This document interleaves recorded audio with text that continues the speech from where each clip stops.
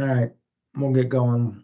The other guys will probably join us en route. So I don't know if you guys have been to the Seattle University negotiation class. We offer it once a year, once every other year. So it's a really good course. One of the books that they have you read is this one by G. Richard Shell. It's called Bargaining for Advantage. It's, I want to say like 2005, somewhere in that neighborhood. But what I've done is kind of done crib notes on the book. So we'll run through it on the next couple of days. This is not on the ISM test, but it's very good for understanding how to negotiate and do a negotiation plan. So old Richard Shell sets it up this way. Here's your scope. You got a negotiation foundation, which is bargaining style, expectations, standards and norms, relationships, other parties' interest and leverage, which we'll cover today. Then tomorrow we will cover the 4-step negotiation process that he lays out. So we're all negotiators. Anyone that lives with anyone knows that you negotiate regularly. What's your style? So he's got 5 styles. Avoiding, this is your typical engineer. Compromising, accommodative, competitive, and collaborative. And skilled negotiators remain cool, calm, and collected. Shouting and raising your voices high pitch is usually seen as a loss of control and a sign of desperation or weakness. I know I've tried this before. It doesn't work, believe me. Cooperative versus competitive styles. So this really depends on the situation. And you have to change your style depending on who you're negotiating with. So if I'm negotiating with Cummins, I'm going to be very cooperative. If I'm negotiating with tire manufacturers, I'm going to be very competitive because there's a lot of them and they all want my business. A study of attorneys showed that 65% use a cooperative style versus 24% uses a competitive style. You'd think it would be the other way around, but guess not. Gender differences. So men tend to be more assertive. Some would call that aggressive, more likely to interrupt, and more oriented towards affirming their status. It's kind of like men out in the world, it's just the way we operate sometimes. Women tend to be better listeners and pay greater attention to emotional rapport. And interestingly enough, women are also much better at reading body language. It's kind of something they practice where guys don't really pay any attention to it. So understand your bargaining instincts, how family, gender, and culture have shaped your preferred styles, because there's no wrong style. It's just there's a style that you grew up with.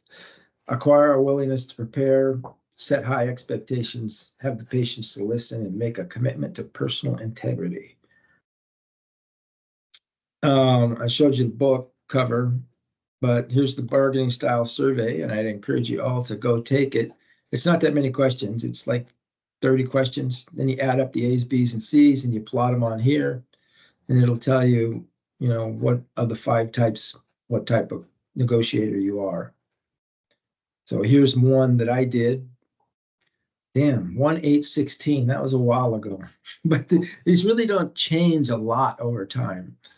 And what you'll see is that I am what is this? I can barely read it, but collaborating. I think this is competing, compromising, avoiding, and accommodating. So you can see that I don't avoid and I don't accommodate, but I am very competitive and compromising. And I'm not really collaborative. Now I can be if I need to be, but in my natural state, I'm not. So what this tells you is that I'm very competitive, but if you get me close, I'm going to cut a deal and close this thing down.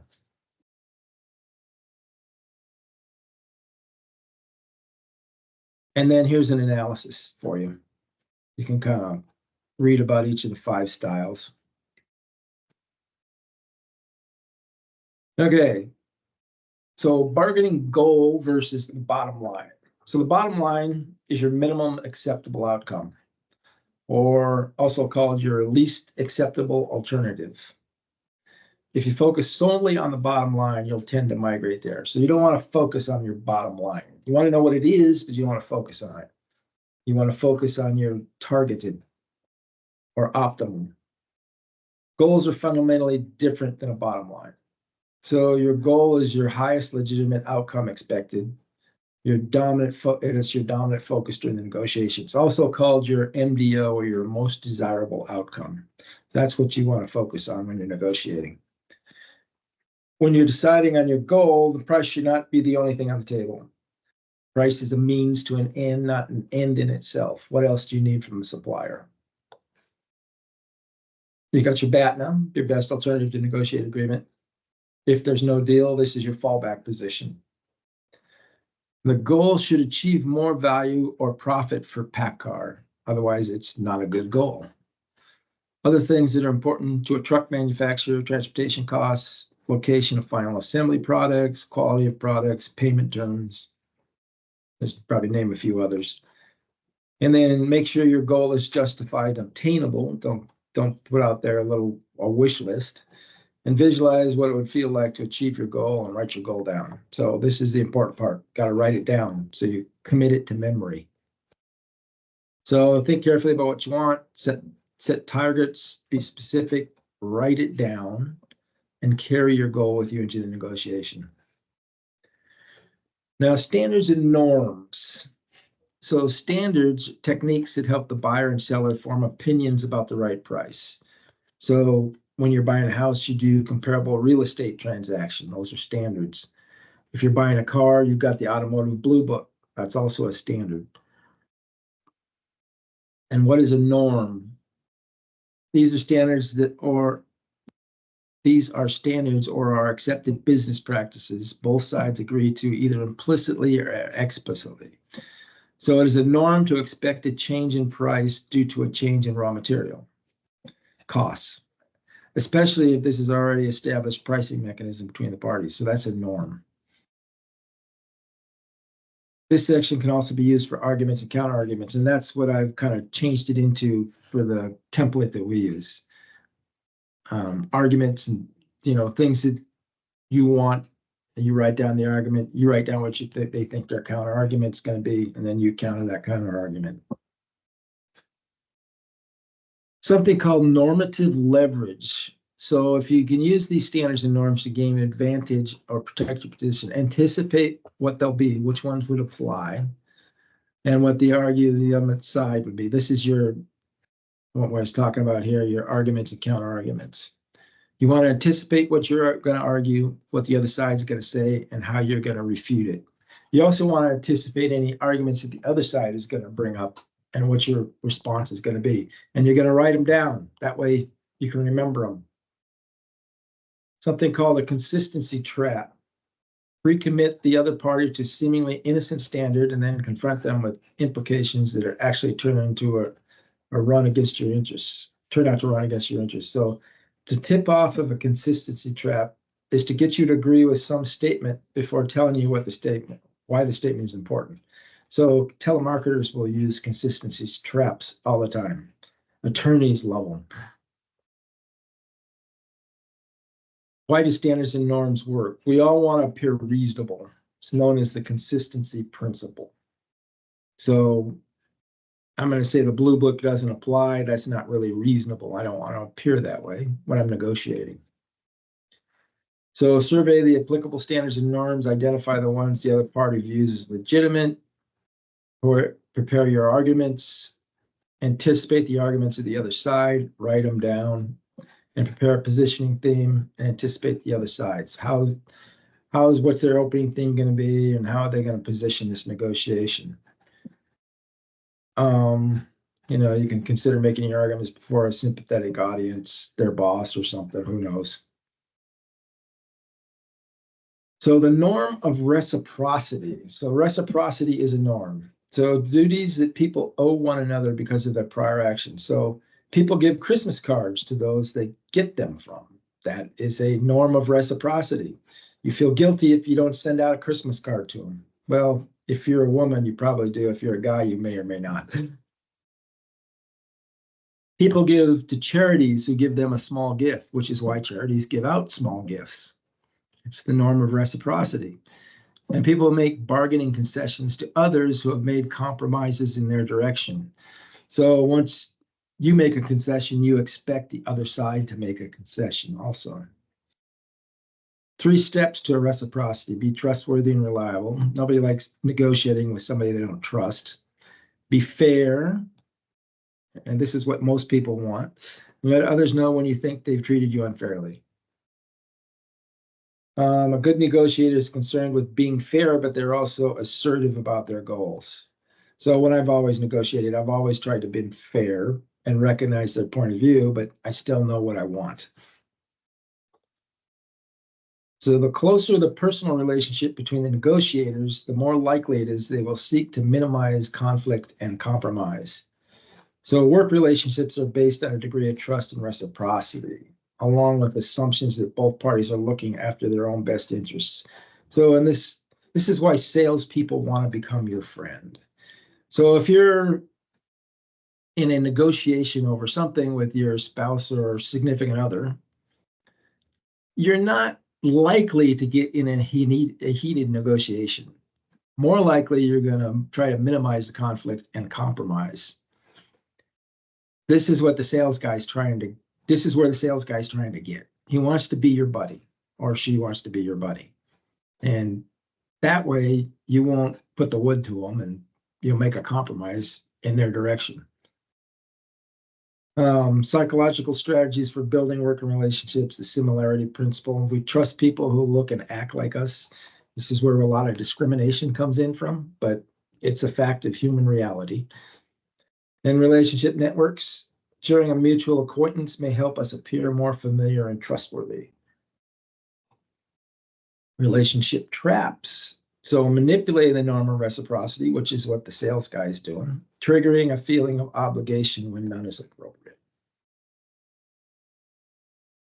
So relationship factor checklist: gain access and credibility through networks, build working relationships, avoid reciprocity traps. So, you can go out to dinner with the suppliers and all is good, but when it comes to time to negotiate, I want what I want. And your expensive dinner isn't really going to have a big effect on me, other than I'll enjoy it while I'm there. Always follow the rule of reciprocity: be trustworthy, be fair, and when other parties treat you unfairly, let them know. Okay, so a couple more here. The other party's interests. Need to determine how it might be in the other party's interest to help you achieve your goals. This is always a good negotiating tactic. Discover the other party's goals. This is where you get them talking, find out what it is they're really after, and reasons why it's hard to understand the other party. So when we go into negotiation, and you'll see a lot of people do this, we tend to see the world through the lens of our own interests. What do we want? We don't really care what the other side wants. We bring a competitive attitude in negotiation. I'm going to win. And the dynamics of the negotiation process work against it. We get caught up in executing our plan and do not notice opportunities when they occur because we're busy running our mouth and not listening to what the other side is telling us. Again, he who talks the most in a negotiation is the one that usually loses. So the more skilled the negotiator, the more likely to focus during planning on possible areas of common ground. What do you both want that you can give them? Identify the decision maker. So it's probably not the person you're negotiating with. Look for the common ground.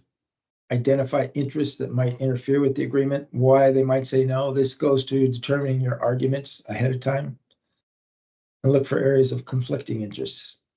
Search for low-cost options that solve the other party's problem while advancing your own goals. This is the key here. You can get a lot done with that. What else can you give them besides money? Checklist: locate the decision maker. How might serve the other party's interest to help you? And what might the other party say no to? What low-cost options might remove the other party's objections? What can you trade? And then finally, leverage. This is an interesting topic. Leverage is your power, not just to reach agreement, but to obtain an agreement on your own terms. So it's the balance of needs and fears from both parties. It's not static because leverage changes from sides from moment to moment, depending on what's going on in the negotiation. So you can have leverage and lose it and then get it back. And there's three sources of it. Leverage is on what the other party wants. There's the source of leverage. The power to make the other party worse off. What can you take away from the other party? What can you give to the party? What can you take away from them? And then norms or values that the other party respects. So those are the three sources of leverage. And then there's three types of leverage that kind of go with these sources. There's normative leverage, derived from the consistency principle, appealing to a standard norm. That's down here. Then there's positive leverage, which is need-based, having something the other side wants, or better yet, needs, which is number one. And then there's negative, threat-based, taking something away that the other side wants. Potential losses loom larger in the human mind than do equivalent gains. And threats, which is what negative leverage is, will engender ill will, resistance, and resentment. I have used them though. And sometimes it's the only leverage you have. But remember, when you use it, you're going to get resistance and resentment. Threats can be effective in gaining leverage. So threats in negotiation are usually dangerous for both parties, and they're only effective if they're viewed as credible by the other party. So the best counter to a threat is to relinquish control temporarily and try to build a working relationship. That's an option. But like a threat would be with a sole supplier, we're going to make the part at PACCAR. That's a threat. It's negative language. I'm going to take the business away from them. Time can also gain leverage. The party that has time on their side has leverage. So it's usually the buying party that has time on their side, because selling parties trying to make quarterly revenues and bonuses and stuff like that. So create a vision that the other side has something to lose from no deal, so they don't enforce their BATNA. Create momentum to gain leverage. Give small concessions the other side might value. You know, you're not going to give up cash, but there's other things you can give them. Generate competitive pressure. Find more than one viable supplier to bid on business. Always a good plan. And common misconceptions about leverage. Leverage and power are the same thing. That's a misconception. It's not true. Leverage is about situational advantage, not objective power. So as PACCAR, I'm a big company. I have power over a small company. But that small company may have leverage in a particular situation if they have a patent on a part or something I need.